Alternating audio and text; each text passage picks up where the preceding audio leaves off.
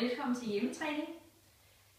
Dagens program i dag, det er, at vi skal lave 3 øvelser, og hver øvelse skal gentages 100 gange.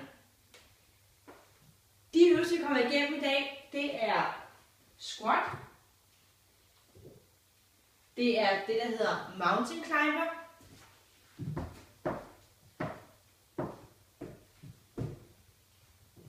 Og det er noget, der hedder front lift.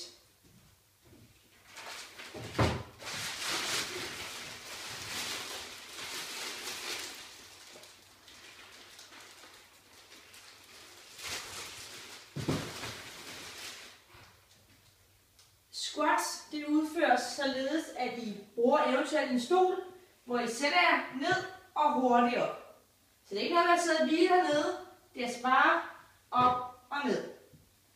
Mountain climber udføres sådan, at I lægger jer på jeres hænder, spænder op i hele kroppen, det vil sige både i mave og ryg, baller og lår, og knæene føres op mod albuerne. Front lift. Der bruger jeg sådan nogle plastikposer her, hvor der er noget vægt i. Det kan være nogle bøger, det kan være nogle vandflasker, et eller andet, som der har en vis tyngde. Så gælder det om at føre armene skiftevis op i skulderhøjde. Når I står her, så er det vigtigt, at I kommer her tilbage og står sådan her. Men ligesom får spændt op i baller og mave, og det bare, kan man sige, kører sådan her.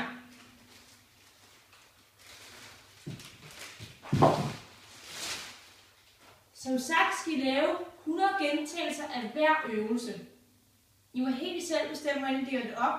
Det kan være, at I siger 25 squats, 25 mountain climber og 25 af de her front lift. Og det gør I så 4 gange.